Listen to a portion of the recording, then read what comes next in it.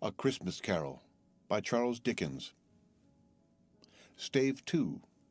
The First of Three Spirits. When Scrooge awoke, it was so dark that, looking out of bed, he could scarcely distinguish the transparent window from the opaque walls of his chamber. He was endeavouring to pierce the darkness with his ferret eyes when the chimes of a neighbouring church struck the 4 quarters, so he listened for the hour. To his great astonishment, the heavy bell went on from 6 to 7, and from 7 to 8, and regularly up to 12, then stopped. 12? It was past 2 when he went to bed. The clock was wrong. An icicle must have got into the works. 12. He touched the spring of his repeater to correct this most preposterous clock. Its rapid little pulse beat 12 and stopped. "Why, it isn't possible," said Scrooge, "that I can have slept through a whole day and far into another night. It isn't possible that anything has happened to the sun, and this is 12 at noon." The idea being an alarming one, he scrambled out of bed and groped his way to the window. He was obliged to rub the frost off with the sleeve of his dressing-gown before he could see anything, and could see very little then. All he could make out was that it was still very foggy and extremely cold, and that there was no noise of people running to and fro and making a great stir, as there unquestionably would have been if night had beaten off bright day and taken possession of the world. This was a great relief, because 3 days after sight of this first of exchange paid to Mr. Ebenezer Scrooge or his order, and so forth, would have become a mere United States security if there were no days to count by. Scrooge went to bed again, and thought and thought and thought it over and over, and could make nothing of it. The more he thought, the more perplexed he was, and the more he endeavoured not to think, the more he thought Marley's ghost bothered him exceedingly. Every time he resolved within himself, after mature inquiry, that it was all a dream, his mind flew back, like a strong spring released, to its first position and presented the same problem to be worked all through. Was it a dream or not?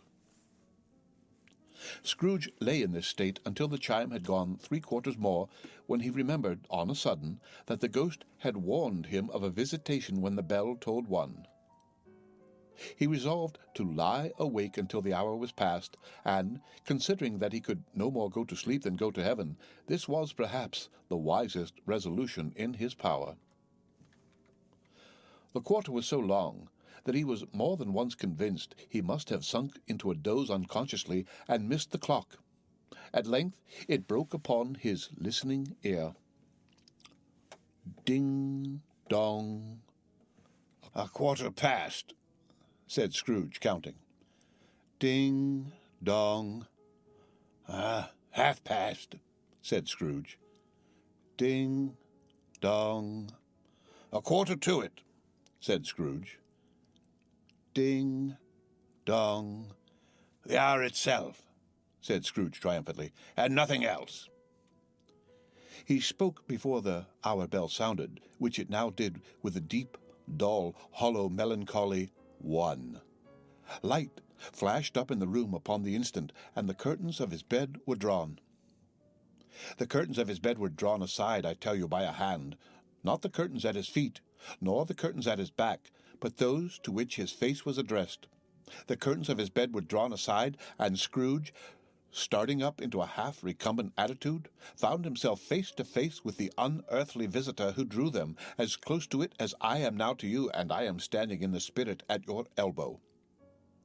It was a strange figure, like a child, yet not so like a child as like an old man, viewed through some supernatural medium, which gave him the appearance of having receded from the view, and being diminished to a child's proportions. Its hair, which hung about its neck and down its back, was white as if with age, and yet the face had not a wrinkle in it, and the tenderest bloom was on the skin. The arms were very long and muscular, the hands the same, as if its hold were of uncommon strength. Its legs and feet, most delicately formed, were, like those upper members, bare. It wore a tunic of the purest white, and round its waist was bound a lustrous belt, the sheen of which was beautiful. It held a branch of fresh green holly in its hand, and, in singular contradiction of that wintry emblem, had its dress trimmed with summer flowers. But the strangest thing about it was that from the crown of its head there sprung a bright, clear jet of light by which all this was visible, and which was doubtless the occasion of its using, in its duller moments, a great extinguisher for a cap, which it now held under its arm.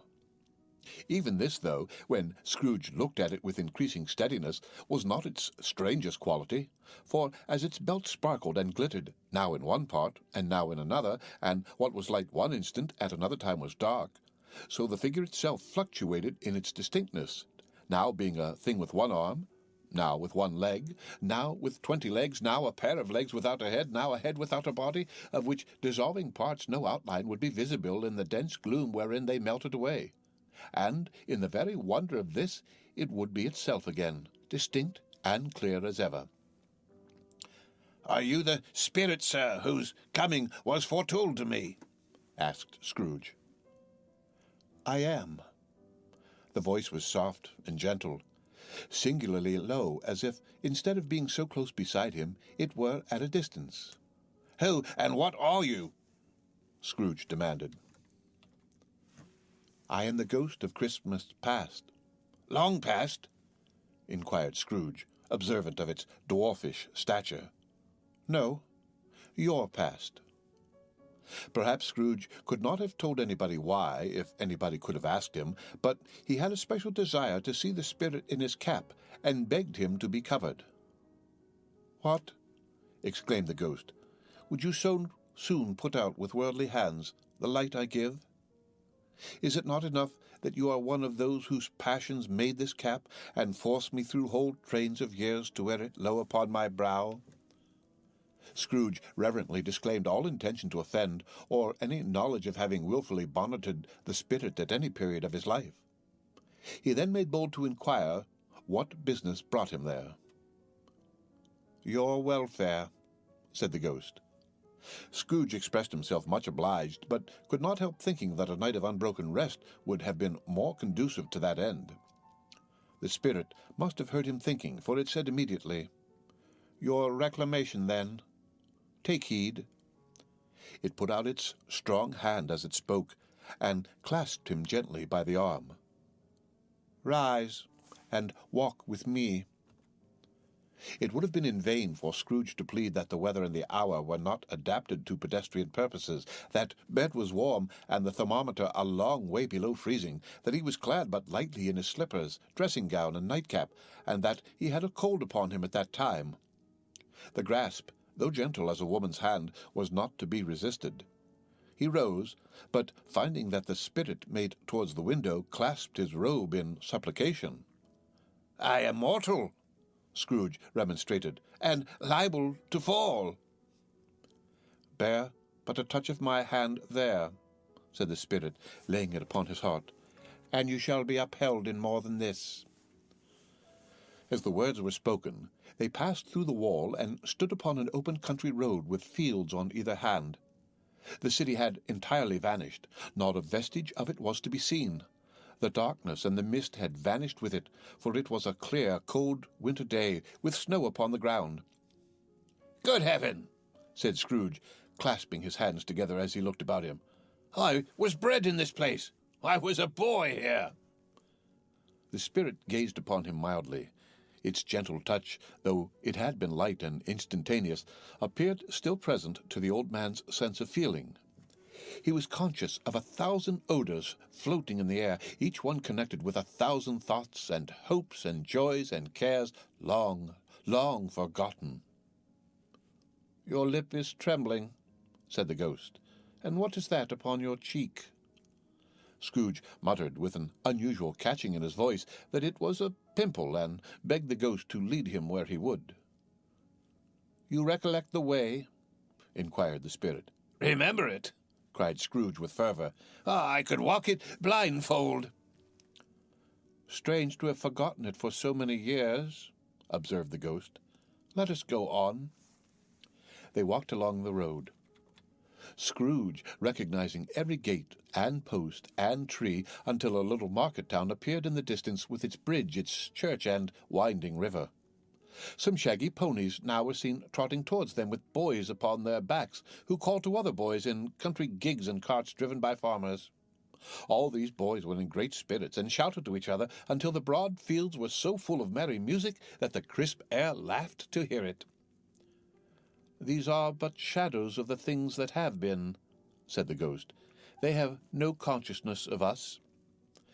The jocund travellers came on, and as they came, Scrooge knew and named them every one. Why was he rejoiced beyond all bounds to see them? Why did his cold eye glisten and his heart leap up as they went past? Why was he filled with gladness when he heard them give each other Merry Christmas as they parted at crossroads and byways for their several homes? What was Merry Christmas to Scrooge? Out upon Merry Christmas, what good had it ever done to him? "The school is not quite deserted," said the ghost. "A solitary child, neglected by his friends, is left there still." Scrooge said he knew it, and he sobbed. They left the high road by a well-remembered lane, and soon approached a mansion of dull red brick, with a little weathercock-surmounted cupola on the roof and a bell hanging in it. It was a large house, but one of broken fortunes, for the spacious offices were little used. Their walls were damp and mossy, their windows broken, and their gates decayed. Fowls clucked and strutted in the stables, and the coach-houses and sheds were overrun with grass. Nor was it more retentive of its ancient state within, for entering the dreary hall and glancing through the open doors of many rooms, they found them poorly furnished, cold, and vast. There was an earthy savour in the air, a chilly bareness in the place, which associated itself somehow with too much getting up by candlelight and not too much to eat. They went, the ghost and Scrooge, across the hall to a door at the back of the house. It opened before them and disclosed a long, bare, melancholy room, made barer still by lines of plain deal forms and desks.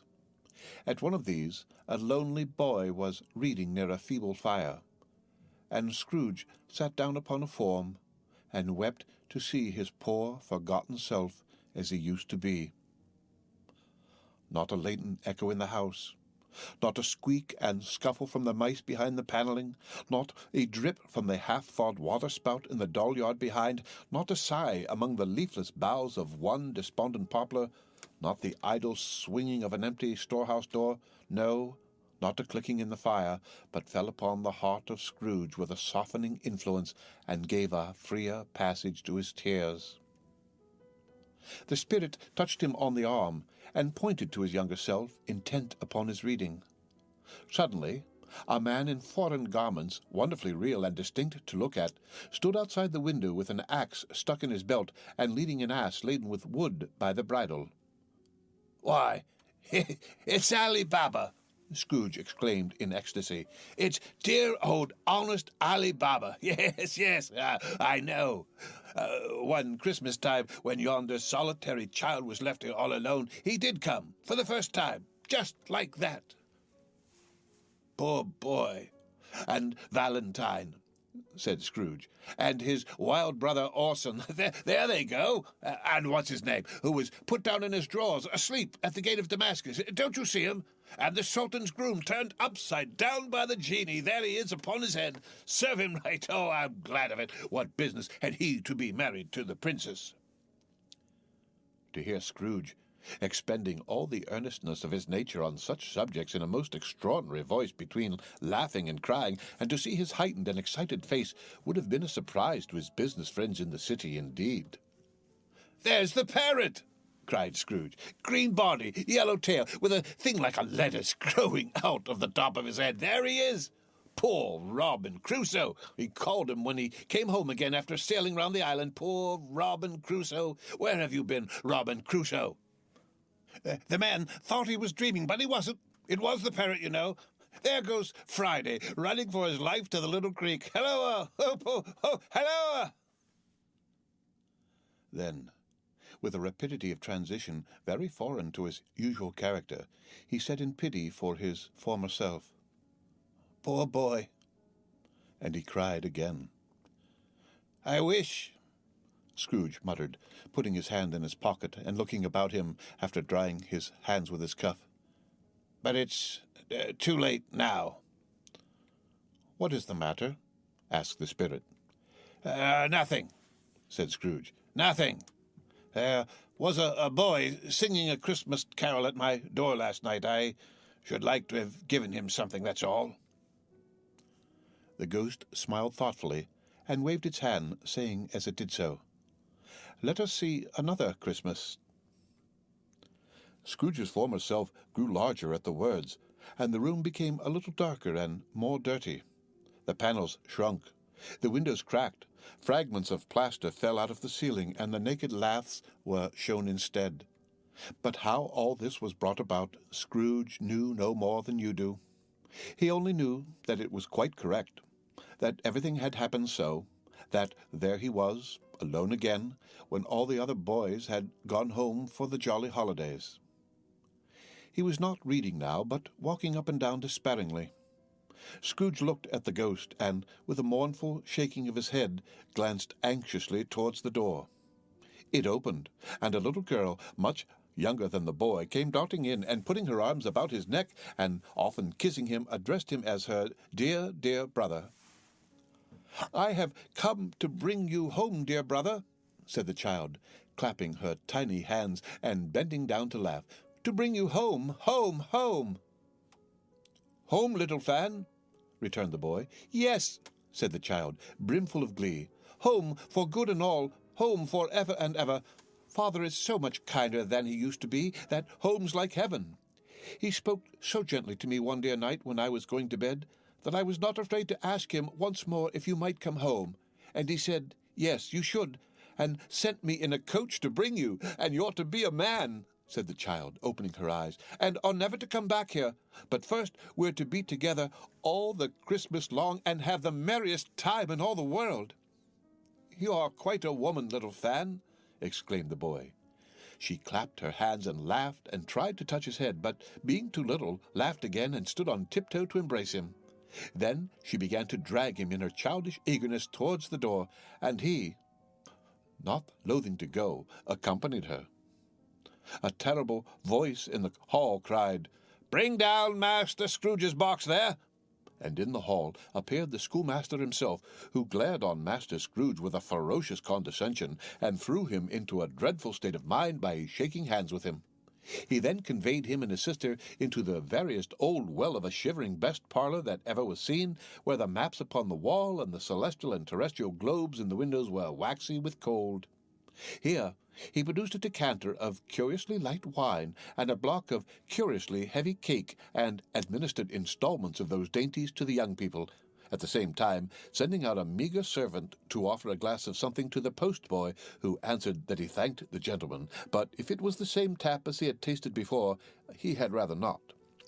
Master Scrooge's trunk being by this time tied on to the top of the chaise, the children bade the schoolmaster good-bye right willingly, and, getting into it, drove gaily down the garden sweep, the quick wheels dashing the hoarfrost and snow from off the dark leaves of the evergreens like spray.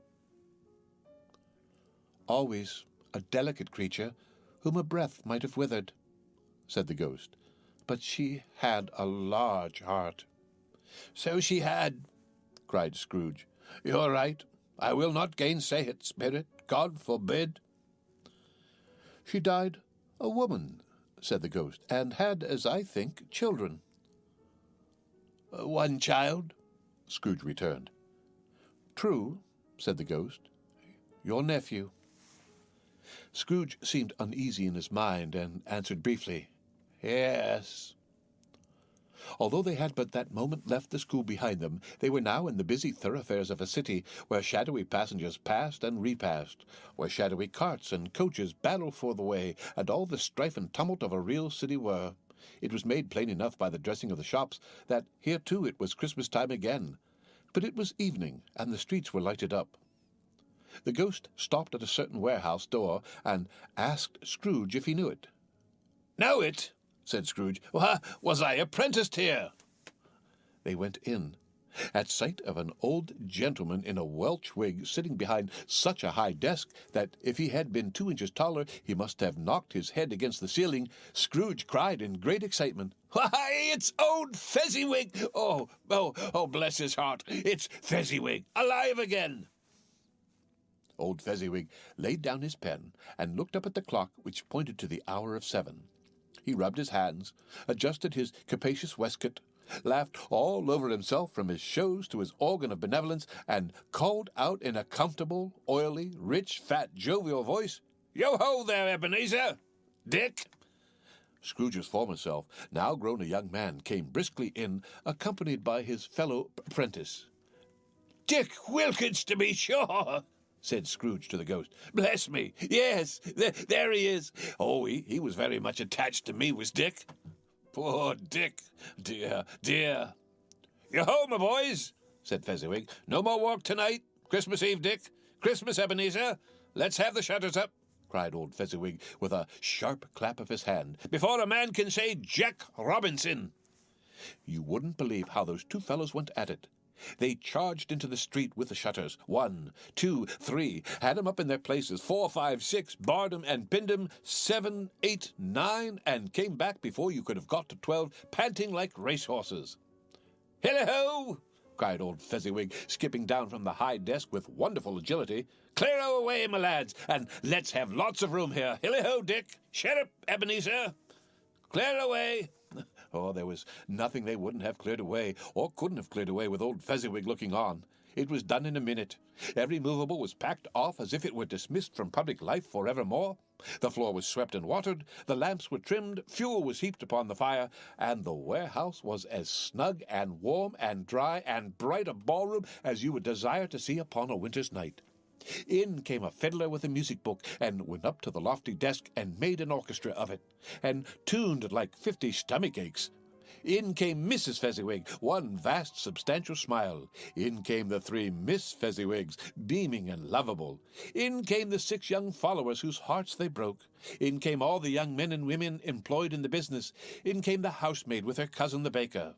In came the cook with her brother's particular friend the milkman. In came the boy from over the way who was suspected of not having board enough from his master, trying to hide himself behind the girl from next door but one, who was proved to have had her ears pulled by her mistress. In they all came, one after another, some shyly, some boldly, some gracefully, some awkwardly, some pushing, some pulling. In they all came anyhow and everyhow. Away they all went, 20 couple at once, hands half round and back again the other way, down the middle and up again, round and round in various stages of affectionate grouping. The old top couple always turning up in the wrong place. New top couple starting off again as soon as they got there, all top couples at last, and not a bottom one to help them. When this result was brought about, old Fezziwig, clasping his hands to stop the dance, cried out, "Well done!" and the fiddler plunged his hot face into a pot of porter, especially provided for that purpose. But scorning rest upon his reappearance, he instantly began again, though there were no dances yet, as if the other fiddler had been carried home exhausted on a shutter, and he were a brand new man resolved to beat him out of sight or perish. There were more dances, and there were forfeits, and more dances, and there was cake, and there was negus, and there was a great piece of cold roast, and there was a great piece of cold boiled, and there were mince pies and plenty of beer. But the great effect of the evening came after the roast and boiled, when the fiddler, an artful dog, mind you, the sort of man who knew his business better than you or I could have told it to him, struck up Sir Roger de Coverley. Then old Fezziwig stood out to dance with Mrs. Fezziwig. Top couple, too, with a good stiff piece of work cut out for them. 3 or 4 and 20 pair of partners, people who were not to be trifled with, people who would dance and had no notion of walking. But if they had been twice as many, 4 times, old Fezziwig would have been a match for them, and so would Mrs. Fezziwig. As to her, she was worthy to be his partner in every sense of the term. If that's not high praise, tell me higher, and I'll use it. A positive light appeared to issue from Fezziwig's calves. They shone in every part of the dance like moons. You couldn't have predicted at any given time what would become of 'em next. And when old Fezziwig and Mrs. Fezziwig had gone all through the dance, advance and retire, hold hands with your partner, bow and curtsy, corkscrew, thread the needle, and back again to your place, Fezziwig cut so deftly that he appeared to wink with his legs, and came upon his feet again without a stagger. When the clock struck 11, this domestic ball broke up.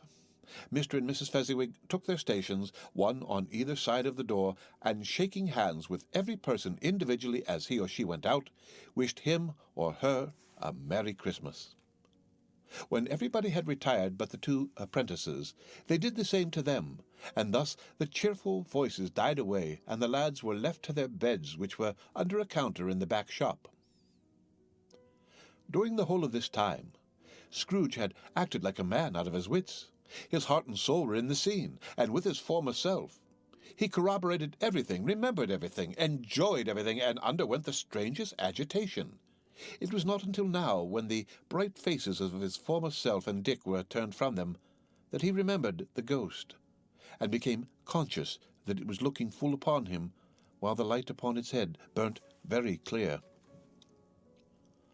"A small matter," said the ghost, "to make these silly folks so full of gratitude." "Small," echoed Scrooge. The spirit signed to him to listen to the two apprentices, who were pouring out their hearts in praise of Fezziwig, and when he had done so, said, "Why, is it not? He has spent but a few pounds of your mortal money, 3 or 4 perhaps. Is that so much that he deserves this praise?" "It isn't that," said Scrooge, heated by the remark, and speaking unconsciously like his former, not his latter self. "It isn't that, Spirit. He has the power to render us happy or unhappy, to make our service light or burdensome, a pleasure or a toil. Say that his power lies in words and looks, in things so slight and insignificant that it is impossible to add and count 'em up. What then? The happiness he gives is quite as great as if it cost a fortune." He felt the spirit's glance and stopped. "What is the matter?" asked the ghost. Nothing particular," said Scrooge. "Something, I think," the ghost insisted. "No," said Scrooge. "No, I should like to be able to say a word or two to my clock just now, that's all." His former self turned down the lamps as he gave utterance to the wish, and Scrooge and the ghost again stood side by side in the open air. "My time grows short," observed the spirit. "Quick."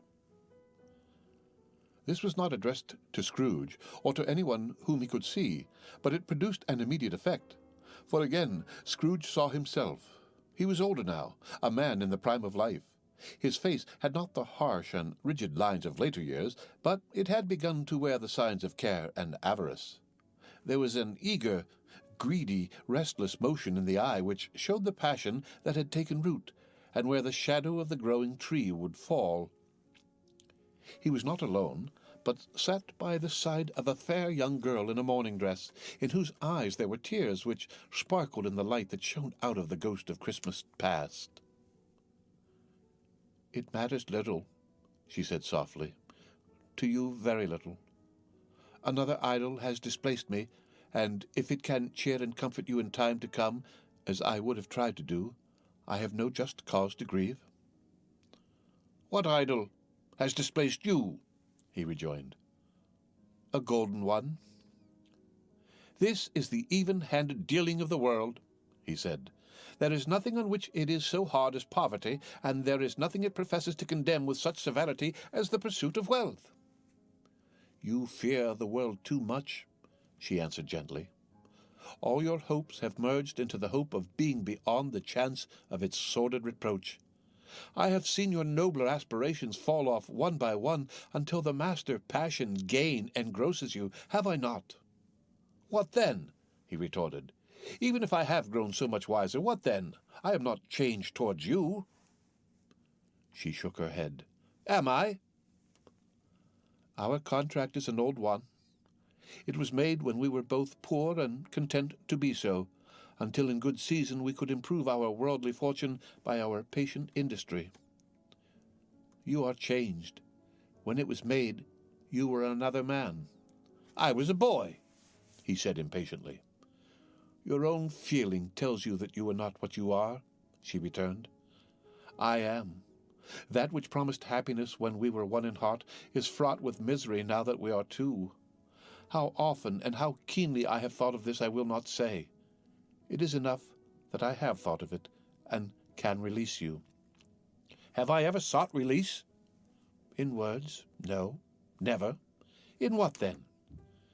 "In a changed nature. in an altered spirit, in another atmosphere of life, another hope as its great end, in everything that made my love of any worth or value in your sight. If this had never been between us, said the girl, looking mildly but with steadiness upon him, tell me, would you seek me out and try to win me now? Ah, no. He seemed to yield to the justice of this supposition in spite of himself, but he said with a struggle, You think not? I would gladly think otherwise if I could, she answered. Heaven knows, when I have learned a truth like this, I know how strong and irresistible it must be. But if you were free today, tomorrow, yesterday, can even I believe that you would choose a dowerless girl, you who in your very confidence with her weigh everything by gain, or choosing her if for a moment you are false enough to your one guiding principle to do so, do I not know that your repentance and regret would surely follow? I do, and I release you with a full heart for the love of him you once were. He was about to speak, but with her hand turned from him, she resumed. You may, the memory of what is past half makes me hope you will, have pain in this, a very, very brief time, and you will dismiss the recollection of it, gladly, as an unprofitable dream from which it happened well that you awoke. May you be happy in the life you have chosen. She left him, and they parted. Spirit, said Scrooge, show me no more. Conduct me home. Why do you delight to torture me? One shadow more, exclaimed the ghost. No more, cried Scrooge. No more. I don't wish to see it. Show me no more. But the relentless ghost pinioned him in both his arms and forced him to observe what happened next. They were in another scene and place, a room not very large or handsome, but full of comfort. Near to the winter fire sat a beautiful young girl, so like that last that Scrooge believed it was the same, until he saw her, now a comely matron, sitting opposite her daughter. The noise in this room was perfectly tumultuous, for there were more children there than Scrooge in his agitated state of mind could count, and unlike the celebrated herd in the poem, they were not 40 children conducting themselves like one, but every child was conducting itself like 40. The consequences were uproarious beyond belief, but no one seemed to care. On the contrary, the mother and daughter laughed heartily and enjoyed it very much, and the latter, soon beginning to mingle in the sports, got pillaged by the young brigands most ruthlessly. What would I not have given to one of them? Though I never could have been so rude, no, I wouldn't for the wealth of all the world have crushed that braided hair and torn it down, and for the precious little shoe I wouldn't have plucked it off, God bless my soul, to save my life. And as to measuring her waist in sport as they did, bold young brood, I couldn't have done it. I should have expected my arm to have grown round it for a punishment and never come straight again. And yet I should have dearly liked, I own, to have touched her lips, to have questioned her, that she might have opened them, to have looked upon the lashes of her downcast eyes, and never raised a blush, to have let loose waves of hair, an inch of which would be a keepsake beyond price. In short, I should have liked, I do confess, to have had the lightest license of a child, and yet to have been man enough to know its value. But now a knocking at the door was heard, and such a rush immediately ensued that she, with laughing face and plundered dress, was borne towards it in the centre of a flushed and boisterous group, just in time to greet the father, who came home attended by a man laden with Christmas toys and presents. Then the shouting and the struggling and the onslaught that was made on the defenceless porter. The scaling him with chairs for ladders, to dive into his pockets, despoil him of brown paper parcels, hold on tight by his cravat, hug him round the neck, pommel his back, and kick his legs in irrepressible affection. The shouts of wonder and delight with which the development of every package was received. The terrible announcement that the baby had been taken in the act of putting a doll's frying pan into its mouth, and was more than suspected of having swallowed a fictitious turkey glued on a wooden platter. The immense relief of finding this a false alarm. The joy and gratitude and ecstasy, they are all indescribable alike. It is enough that by degrees the children and their emotions got out of the parlor, and by one stair at a time up to the top of the house, where they went to bed, and so subsided. And now Scrooge looked on more attentively than ever, when the master of the house, having his daughter leaning fondly on him, sat down with her and her mother at his own fireside, and when he thought that such another creature, quite as graceful and as full of promise, might have called him father, and been a springtime in the haggard winter of his life, his sight grew very dim indeed. "Belle," said the husband, turning to his wife with a smile, "I saw an old friend of yours this afternoon." "Who was it?" "Guess." "How can I? Tut, don't I know?" she added in the same breath, laughing as he laughed. "Mr. Scrooge." Mr. Scrooge it was. I passed his office window, and as it was not shut up and he had a candle inside, I could scarcely help seeing him. His partner lies upon the point of death, I hear, and there he sat, alone. Quite alone in the world, I do believe. "Spirit," said Scrooge in a broken voice, "remove me from this place." "I told you these were shadows of the things that have been," said the ghost. "That they are what they are, do not blame me." "Remove me," Scrooge exclaimed. "I cannot bear it." He turned upon the ghost, and seeing that it looked upon him with a face in which, in some strange way, there were fragments of all the faces it had shown him, wrestled with it. "Leave me! Take me back! Haunt me no longer!" In the struggle, if that can be called a struggle in which the ghost, with no visible resistance on its part, was undisturbed by any effort of its adversary, Scrooge observed that its light was burning high and bright, and dimly connecting that with its influence over him, he seized the extinguisher cap, and by a sudden action pressed it down upon its head. The spirit dropped beneath it, so that the extinguisher covered its whole form. But though Scrooge pressed it down with all his force, he could not hide the light which streamed from under it in an unbroken flood upon the ground. He was conscious of being exhausted and overcome by an irresistible drowsiness, and, further, of being in his own bedroom. He gave the cap a parting squeeze, in which his hand relaxed, and had barely time to reel to bed before he sank into a heavy sleep. The end of Stave 2. Read by Rick Kistner for